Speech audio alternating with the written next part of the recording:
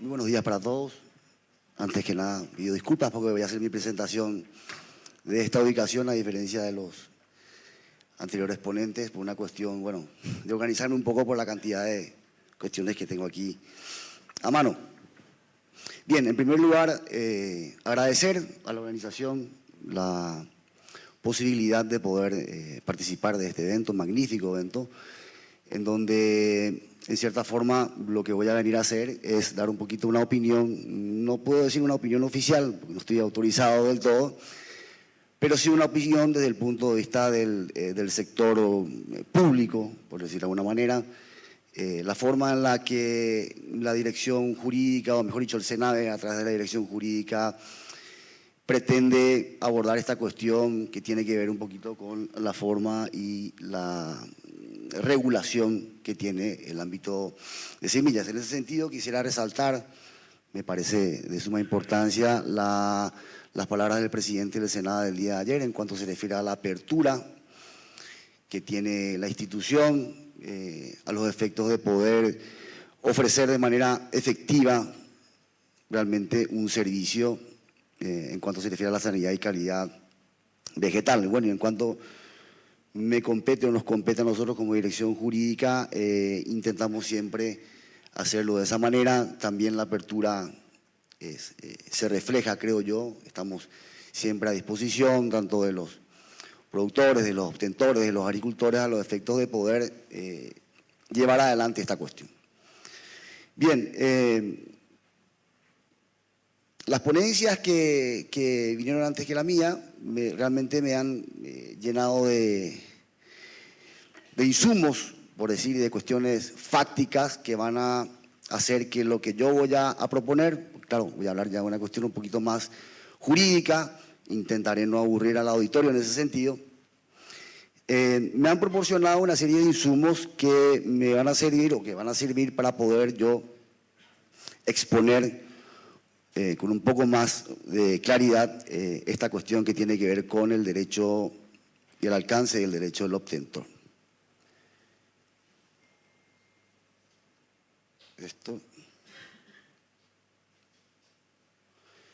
Bueno, rápidamente, el marco normativo, el marco legal, tenemos la Constitución Nacional, el artículo 110, que, digamos, habla del derecho de autor y de propiedad intelectual, la ley 385, que todos conocen, la ley 444, que aprueba el acuerdo sobre aspectos de derecho de propiedad intelectual, la PIC, la ley 988, por la cual se ratifican los términos del acta 78 de la OPOC, que comentaba justamente Diego Rizo, la ley de patentes y la ley que crea el SENAVE, entre otras normativas de menor rango. Aquí, como primera cuestión, me parece de suma importancia resaltar el rango constitucional de la propiedad intelectual, ¿no? Porque muchas veces lo que ocurre es que ante los derechos reclamados de los obtentores, por ejemplo, están enfrente de otro tipo de derechos. Con lo cual es necesario sopesar, digamos, hacer, como se dice, una ponderación de derechos para ver, bueno, cuál tiene preponderancia sobre el otro. Es sumamente importante tener en cuenta este factor y no perder de vista que el derecho de propiedad intelectual, que tiene que ver con el derecho del obtentor, aunque luego veremos cómo el Paraguay ha introducido esto en la legislación, tiene rango constitucional. Y ese rango constitucional es superlativo. Bien. El régimen de protección. Aquí ya entro un poquito en cómo se establece esta cuestión del régimen de protección, ¿no? Conforme a este marco legal que antes mencionaba, podemos decir que de la creación de una variedad vegetal uno puede proteger o reivindicar tanto por la vía del Registro Nacional de Cultivares Protegidos como por la vía de la patente de invención. El trámite, obviamente, del Registro Nacional de Cultivares Protegidos lo hacemos ante el SENAVE y lo otro lo hacemos ante la Dirección Nacional de Propiedad Intelectual, ante la DINAPI. Obviamente con diferentes objetos, pero ese es el régimen de protección en cuanto se refiere a todo lo vinculado a semilla, no a la semilla en sí. Luego voy a detenerme un poquito en esto para que no generar ningún tipo de confusión. Bien. El Acta 78, al cual Paraguay se ha adherido, el Convenio Internacional de Obtentores Vegetales, reconoce la protección en ambas formas, ya sea por la concesión de un título de protección particular, que en Paraguay, como dije, sería otorgado por el SENADE, o por la Dirección Nacional de Propiedad Intelectual, en el caso que sea por la vía de la patente. Y en ese sentido me permito, con el perdón de los presentes, leer un poquito lo que dice el artículo 2 del Acta 78, que refiere que cada Estado de la Unión puede reconocer el derecho del obtentor previsto por el presente gobierno mediante la concesión de un título de una protección particular o una patente de invención. No obstante, todo Estado de la Unión cuya legislación nacional admita la protección en ambas formas debe aplicar solamente una de ellas, es decir, impone en cierta forma o sugiere a cada Estado en el derecho interno que elija de qué manera finalmente va a otorgar protección a los derechos del obtentor. Hay que tener en cuenta que, como explicaba el anterior ponente, el contenido de estas actas, también se llaman actas del 78, también actas del 91, son como referencias, son como la base para la legislación. ¿Sí? No es exactamente una cuestión del todo obligatoria, por decir, sino que más bien son sugerencias de acuerdo a lo que se cree tiene uno que avanzar, se tiene que amoldar en cierta forma con base a lo que dicen estas actas. Es por eso que, bueno, Paraguay finalmente, y teniendo en cuenta este artículo 2, decide optar por un modelo específico o por un régimen de protección específico. En ese sentido también menciono el ADPIC, que es el Acuerdo sobre Aspectos de Derecho de Propiedad Intelectual relacionados con el comercio. En su artículo 27 deja abierta la posibilidad a que, por ejemplo, se pueda excluir a las plantas, en este caso a las semillas, como objetos de protección por la vía de las patentes. Bueno, finalmente esta es la opción que en la mayoría de los países, creo yo, ha optado. Paraguay no ha sido la excepción, en el sentido de que el Paraguay se inclinó finalmente por excluir como materia de protección por la vía de las patentes las semillas. Con lo cual pasamos al régimen de protección por la vía de la ley de semillas, en este caso el artículo 1 que pueden ver ahí, y el decreto reglamentario que habla del Registro Nacional de Cultivares Protegidos. Esta diferenciación o esta comparación que estoy haciendo a los efectos de ilustrar un poco el auditorio es, desde mi punto de vista, es una opinión bastante personal. Luego los que hablen de propiedad intelectual podrán dar sus opiniones. Me resulta sumamente importante porque ya adelanto un poquito con esto mi conclusión, el régimen que ofrece la propiedad intelectual o el régimen de protección de propiedad intelectual por la vía de las patentes es, en primer lugar, mucho más efectivo y mucho más eficaz que el que se protege o el que se ofrece, perdón, por la vía de los derechos del obtentor.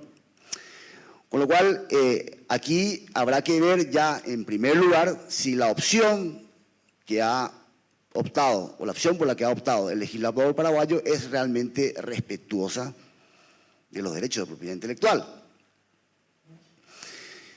O quizás decir, bueno, podemos convivir, como decía el compañero Rossi, con dos regímenes de protección, patentes y derecho del obtentor al mismo tiempo, pero obviamente dotando quizás de herramientas un poco más eficaces al momento de reivindicar estos derechos.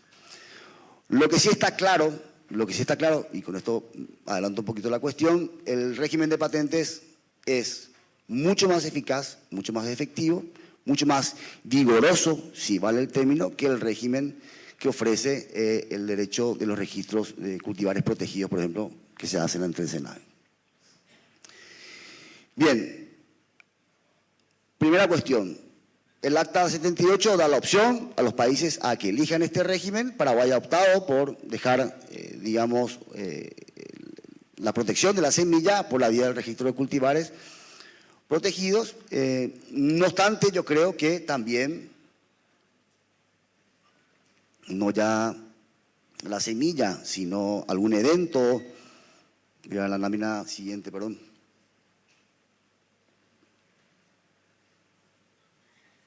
Esto ya lo vimos. aquí. En cuanto se refiere al ámbito de protección, poder ofrecer de manera simultánea diferentes protecciones porque son o protegen cuestiones o objetos diferentes. Una cosa es la semilla en sí, lo que sería el gemoplasma de la variedad vegetal, y otra cosa es la construcción del ADN, una molécula de ADN recombinante, un promotor, un vector, es decir, cuestiones que tienen que ver con modificación genética. Eso sí, obviamente, ya entra en el ámbito de las patentes. En ese sentido, yo lo sé, esto ya es una cuestión bastante personal. Preparando la ponencia, tuve la oportunidad de visitar la oficina de patentes de la Dirección Nacional de Propiedad Intelectual y realmente, hasta desde mi punto de vista, esto lo digo con todo respeto, ¿no? Quizás no se le esté dando la importancia necesaria a la protección por la vía de patentes. Es decir, que digo por la forma en la que se hacen los trámites, digo por los tiempos que lleva llevar adelante un registro de patente y compañía, y eso probablemente sea porque, creo yo, por algún motivo, no se le da la importancia necesaria. Cuando que, como vimos con las ponencias anteriores, es de suma importancia ofrecer una protección vigorosa. El SENAVE siempre va a estar registrando, o el SENAVE siempre va a ofrecer su servicio de protección por la vía del Registro Nacional de Cultivares Protegidos, pero creo yo que la DINAPI, o la Dirección Nacional de Propiedad Intelectual, juega un papel muy importante en cuanto se refiere al otorgamiento de patentes. Bien, está claro que la protección por la vía del registro de patentes, como dice ahí la última parte, es mucho más amplia y más efectiva, sobre todo también con un caso ya específico en cuanto se refiere al uso propio, como veremos un poquito más adelante. Bien, acá voy a hacer un pequeño comparativo del acta 78 y 91 en cuanto se refiere, perdón, se me olvidó. Sí. Disculpen, sí. En cuanto se refiere a la posibilidad del ejercicio simultáneo, ¿no? Como veían, leía antes, el artículo 2 hablaba de la prohibición en cuanto se refiere al ejercicio simultáneo. Es decir, cada Estado debería adoptar por qué régimen de protección elegía al momento de reivindicar los derechos. Sin embargo, el Acta 91 en este sentido reconoce un poquito más de flexibilidad o discrecionalidad a los Estados partes, reconoce la facultad a cada miembro de establecer en su derecho interno las formas de protección que consideren pertinentes. Es decir, ustedes encárguense conforme a su realidad de qué manera creen que pueden ofrecer una mejor protección, es decir, ya sea por la vía de las patentes o por la vía del Registro Nacional de Cultivares Protegidos. Bien, aquí ya entramos en la cuestión un poco más específica.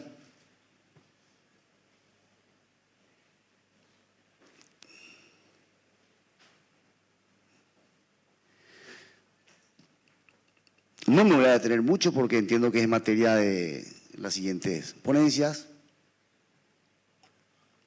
pero simplemente voy a hacer un comentario y que viene sobre todo bastante de la mano de lo que dijeron antes. En cuanto se refiere a cuáles son las bases que sugiere una y otro acta, es decir, el acta 78 frente al acta 91. Y comentaba el ingeniero Pascual el momento en el que se puede obtener el cobro o la regalía que conforma el acta 78 es hasta el material de reproducción, si digamos hasta la semilla, cuando uno pone a la venta la semilla. Sin embargo, el acta 91 en este sentido amplía de manera importante esa posibilidad de reivindicar el derecho. Cuando hablo de reivindicar derechos, estoy hablando específicamente de recibir regalías por ese producto. ¿Por qué? Porque el momento no se limita a el material de reproducción, sino que se amplía, por decir de una forma, hasta el producto de la cosecha. Es decir, se puede reclamar inclusive después, una vez que se haya y que se tenga ya el producto de la cosecha. Esto sin lugar a dudas, es una ampliación importante desde mi punto de vista en cuanto se refiere a los derechos del obtentor. Hay un requisito que ciertamente, no quiero decir cuestionable porque no, tampoco es la palabra, pero sí un poco difícil quizás de determinar, que tiene que ver con la posibilidad, dice el Acta 91, de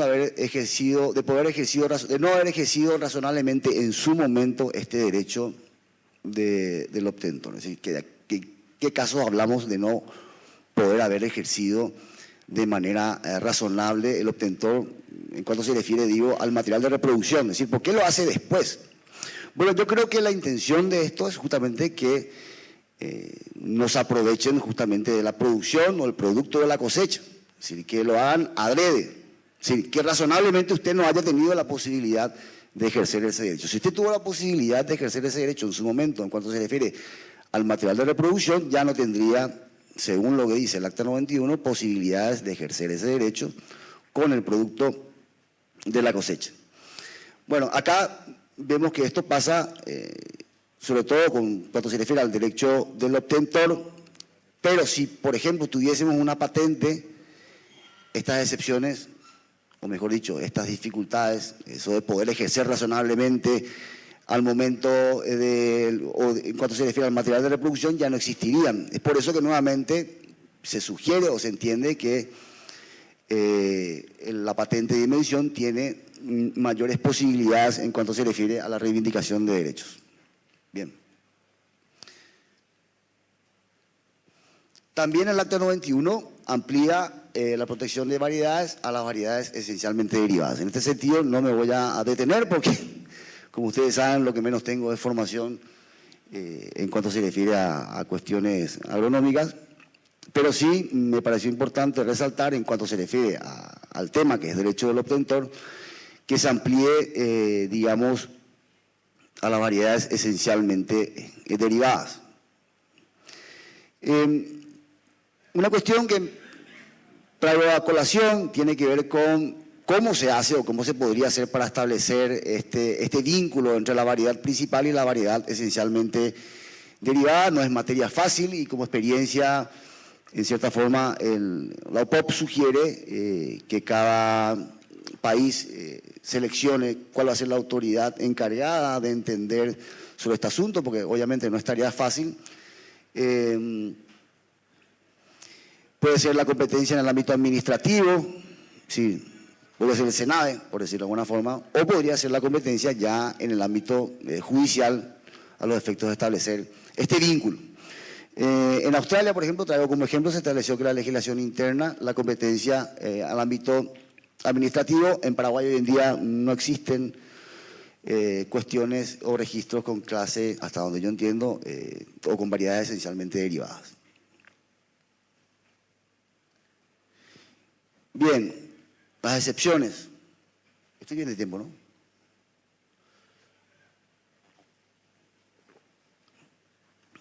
En términos comparativos podemos decir que las excepciones son casi exactamente las mismas entre uno y otro acta, tienen que ver con el uso propio, sobre todo, la parte de investigación, digamos, en ese sentido no hay grandes modificaciones, pero sí se puede resaltar de la 91 que se incluye el criterio de razonabilidad o límites razonables en cuanto se refiere al uso propio de semillas. Y aquí es donde creo yo cobra importancia lo que venían diciendo con anterioridad, ¿no? Este sentido que el agregado de razonabilidad al uso propio es lo que en cierta forma tendríamos que introducir en nuestras legislaciones. Es decir, de qué manera esta sugerencia se introduce posteriormente o se debería introducir en las legislaciones de cada país, ¿no? En cierta forma, lo que sugiere o lo que se dice, se hace cierta flexibilidad o discrecionalidad a los estados partes a que elijan mecanismos adecuados para controlar esta cuestión del uso propio, porque yo coincido plenamente con lo que decían antes, ¿no? La informalidad hay que combatir y lo ilegal es ilegal, aquí y en donde sea. más allá de que, bueno, existan, como siempre, y tampoco me voy a meter a esta cuestión que no me compete, cuestiones sociales y compañía, porque aquí estamos, sin lugar a dudas, hablando de un problema que tiene ribetes socioeconómicos, ¿no? No es menos importante resaltar que necesariamente debemos de otorgar una protección efectiva en cuanto se refiere a la propiedad intelectual al obtentor, sin que eso signifique, me acuerdo un poco de la balanza que poníamos antes, o que ponía antes aquí el compañero, sin que eso signifique una vulneración de derechos de otros sectores. No es necesario, no creo que sea necesario, no tiene que ser porque esto es una lucha encarnizada o una relación tormentosa. Al contrario, habría que buscar la forma de trabajar juntos, quizás siguiendo el ejemplo de Uruguay, siguiendo el ejemplo de Chile, de otros países, de ver la forma de cómo hicieron para congeniar los intereses. Este es el espíritu del Acta 91. Esto es lo que sugiere, ser razonables al momento de legislar estas cuestiones. Porque claro, hay un montón de factores, con esto voy a pasar un poco, voy a poner un ejemplo, que este ejemplo lo extraje de las notas explicativas del Acta 91. Es bastante largo, pero bueno, con el permiso, y si el tiempo me permite, creo que merece la pena que lo lea.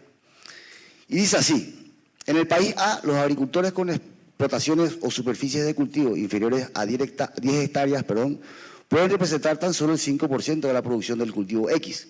En tal caso, si en ese país la superficie correspondiente a un pequeño agricultor se ha fijado en 10 hectáreas y los pequeños agricultores están exentos de pago o remuneración por el cultivo X, o se benefician de importantes reducciones respecto de dicho pago, este hecho tendrá repercusiones mínimas sobre la remuneración total de los obtentores. En cambio, en el país B, los agricultores con exportaciones o superficies de cultivo inferiores a 10 hectáreas de cultivo X pueden llegar a representar el 90% de la producción. De hecho, si en ese país se ha fijado igualmente en 10 hectáreas la superficie correspondiente a un pequeño agricultor y este está exento del pago de una remuneración por el cultivo X o se beneficia de importantes reducciones respecto de dicho pago, este hecho tendrá repercusiones enormes sobre la remuneración de los derechos del obtentor. O sea, es directamente proporcional a la superficie del cultivo. Determinar si estas repercusiones están dentro de límites razonables o responden a la salvaguardia de los intereses legítimos del obtentor es una cuestión que habrá que examinar en función de la legislación pertinente del miembro de la Unión de que se trata. Esto dice la nota explicativa del Acta 91, una de las notas explicativas del Acta 91, cuando se refiere a este uso razonable. En el caso paraguayo, bueno, hay un historial de normativas, por decir, una forma de uso propio.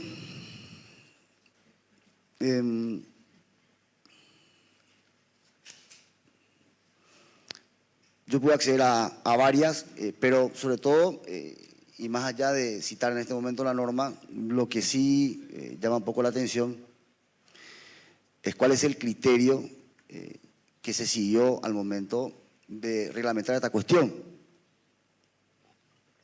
Como lo puse ahí, el criterio fue casi estrictamente cuantitativo.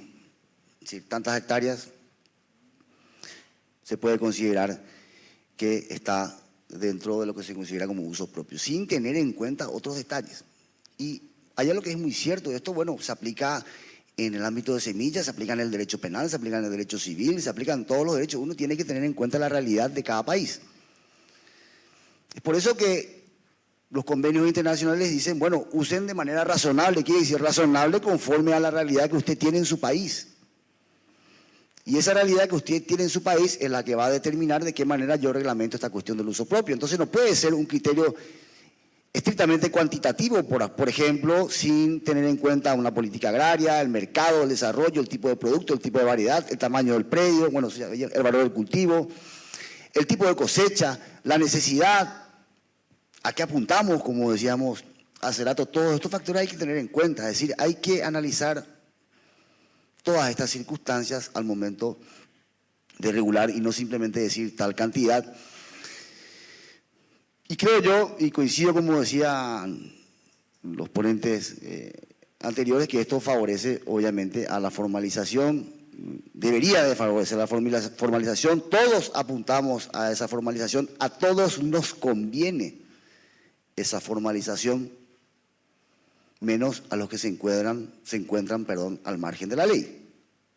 Y repito, lo que está fuera de la ley, está fuera de la ley, punto. Bien. Un tema un poco menos dificultoso, el tema de la vigencia, o rápidamente. En definitiva, también se amplía la vigencia en el Acta 91 de 25 años y 20 años frente a la 78. No me voy a detener mucho en esto. Voy a hablar un poquito de las consecuencias de la vulneración de los derechos del obtentor.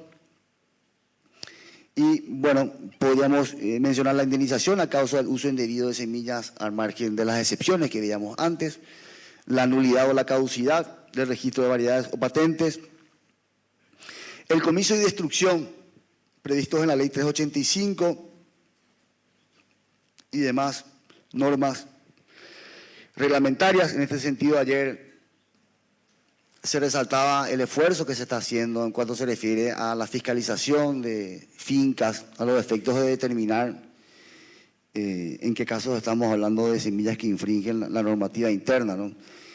Bueno, el proceso básicamente es de la fiscalización. La tecnología que comentaba Diego Rizos es sin duda envidiable. Sería ideal que nuestros técnicos tengan acceso o de esa manera tan eficaz y rápida uno pueda determinar que estamos en presencia de un producto ilegal.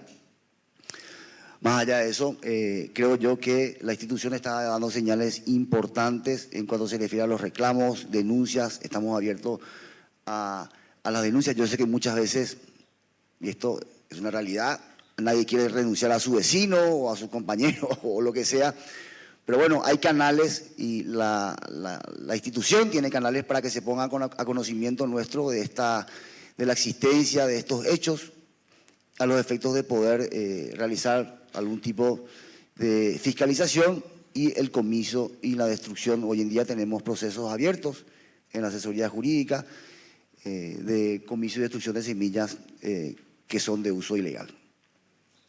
Bueno, en cuanto se refiere a acciones judiciales contra las patentes concedidas o comercialización no autorizada de semillas, tanto en el fuero civil, administrativo como en el fuero penal. Acá, nuevamente, el legislador parece que ha optado, no solamente en el ámbito de semillas, sino en el ámbito general de patentes, por despenalizar la cuestión de las patentes. Esto es una cuestión una opinión absolutamente personal. Yo no creo, desde mi punto de vista, que exista un justificativo desde el punto de vista de política criminal que sea suficiente o que justifique la despenalización del uso indebido de patentes. Me parece que no, si está igual que derecho marcario, ¿por qué el derecho marcario sí y el derecho de patentes no? Habría que preguntar al legislador qué fue lo que lo llevó o motivó a ese cambio, ¿no? Esto ya, digo, es una cuestión de política criminal, es una opinión absolutamente personal. Quizás no descarto una propuesta de ley referenda en cuanto se refiere a la posibilidad de que se pueda perseguir y sancionar por la vía del derecho penal, aunque aclaro que el derecho penal no es la panacea universal, pero sí ofrece muchas veces mayor efectividad. La estructura y las agencias de persecución, como el Ministerio Público, son mucho más eficaces. No es que den más miedo, pero sí son más eficaces que la estructura, por ejemplo, con la que puede contar el SENAVE. Sinceramente, no estamos en condiciones, no tenemos ni material, ni gente preparada, ni infraestructura para llevar adelante esta persecución. Sin embargo, si esto se constituye o podía llegar a constituir un hecho punible, la persecución y las fiscalizaciones serían seguramente mucho más efectivas, por lo cual yo creo que también es un aspecto que debería ser tenido en cuenta como opción legislativa de ley referenda al momento de revisar todo lo que tiene que ver con los derechos del obtentor. Bien. Rápidamente, la protección provisional, el 78 establecía la posibilidad de que, no lo decía expresamente, pero sí sugería que el Estado ya no sé cuántas veces le dice lo mismo, que el Estado puede de manera preventiva resguardar los derechos del obtentor. Hoy en día en el Acta 91 se establece de manera específica la posibilidad de la protección provisional, que corre obviamente desde la presentación de la solicitud. En Paraguay existió en su momento una normativa que regulaba esta cuestión de la protección provisional, pero hoy en día ha sido derogada, creo que en el año 2017, sí, como dice ahí, en el año 2017 por resolución 207, con lo cual los registros son otorgados con carácter definitivo por el SENAVE, bastando la declaración jurada del obtentor solicitante. Bien. Otra cuestión que me parece siempre me ha generado cierta dificultad, ¿no? Tiene que ver con las denominaciones. Claro, la sugerencia de la OPOP es que la denominación sea a los efectos de bautizar, por decirlo, renombrar, como se dice, a una variedad, a los efectos de permitir su identificación, su fácil identificación y evitar su confusión. Claro, yo me planteo siempre la posibilidad de que esa denominación también sea registrada, haciendo un paralelismo con lo que decía antes, en cuanto se refiere al régimen de patentes, voy a referirme al régimen marcario. Es decir, la posibilidad de que uno registre como marca. Y claro, seguramente no es una marca, no son nombres de fantasía, tienen otro tipo de combinaciones, pero si en cuanto se refiere a sugerencias, o mejor, en cuanto se refiere a posibilidades de reivindicar derechos de propiedad intelectual, no descartaría la posibilidad de que se plantee como un registro de marca. Ayer revisábamos el catálogo de NISA, creo que clase 31 podría ser la que nos dé una mano, y ahí sí tenemos posibilidades de ejercer un control mucho más efectivo. Claro que los registros de marca y los registros el Registro Nacional de Cultivares Protegidos no son exactamente lo mismo, eso está claro, son ámbitos diferentes, pero nada impide a que uno registre eso como marca siempre y cuando, crea que es necesario, que le convenga, y posteriormente si sigue sirviendo, porque veo que el negocio es muy dinámico, si sirve, lo renueva, y si no, deja de renovar y punto. No creo que ofrezca ningún problema. Los convenios de la OPOP no dicen nada al respecto. Hay países que han optado por consultar el registro, la clasificación de NISA, y otros que directamente se guían por esta base de datos Pluto, ¿no? Una cuestión que sí también llama la atención es la modificación de la denominación, que yo personalmente siempre comentamos, ¿no?, en el equipo jurídico. ¿Por qué? Siendo que realmente lo que se pretende es evitar la confusión. O sea, habría lo que la OPOP dice, las modificaciones, la denominación tiene que ser la misma en todos los países y tiene que perdurar. O sea, ¿por qué el cambio de denominación? Estamos haciendo, parece, todo lo contrario. Pero bueno, esto lo dejo para la reflexión. Bien, como veo ya que el tiempo se me va acabando, discúlpenme si me extendí un poco con el uso de la palabra. Consideraciones finales que, creo que ya se imaginarán de qué van. Un poquito las diferencias de la OPOP, que me referí levemente, tiene que ver con 7 puntos: condiciones de protección, género de especies, protección provisional, la duración o la vigencia, el derecho del obtentor y las excepciones del derecho del obtentor. Podríamos decir rápidamente como algunas diferencias, ¿no? Está el Senado en este momento trabajando en este ámbito, en el ámbito de la modificación de las normativas. No quiero decir que vamos hacia el Acta 91 porque sería muy arriesgado, ya está temerario decir eso, pero creo yo que lo que dijo el compañero Diego Rossi en cuanto se refiere a la referencia o a la experiencia uruguaya, que dice, no ir del todo, no ser el Acta 91, sino, de a poco ir viendo cómo se introduce esto en la legislación, ¿verdad? Me parece la mejor opción. De hecho, los cambios bruscos no son buenos. Creo que la sugerencia debe ser esa. Creo que hay que hacerlo de manera mesurada, consensuada, discutida y no apurada.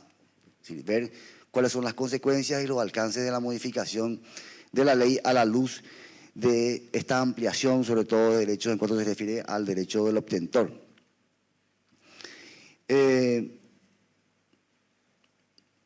También coincido plenamente con lo que referían antes en cuanto se refiere a la importancia de la protección de la propiedad intelectual en el ámbito de semillas. Sin lugar a dudas, un factor socioeconómico muy importante, de subsistencia casi vital para el Estado, con lo cual estaría muy mal que el Paraguay le dé la espalda a esta cuestión, que le dé la espalda a la tecnología, que le dé la espalda a los avances que hoy en día tenemos en este ámbito y que no apostemos a la protección de la propiedad intelectual.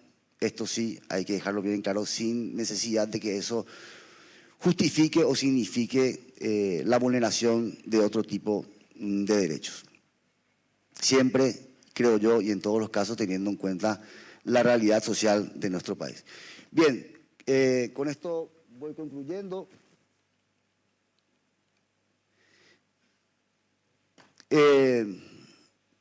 De más está decir que estoy a disposición de todos ustedes, si es que hay alguna consulta o sugerencia o aclaración acerca de lo que expuse, y también de más está decir que estamos a disposición aquí con las compañeras de asesoría jurídica que me acompañan hoy y también otros compañeros del SENAVE en la institución a los efectos de ofrecer un mayor servicio, y sepan todos que nosotros apostamos también por el progreso. Muchas gracias.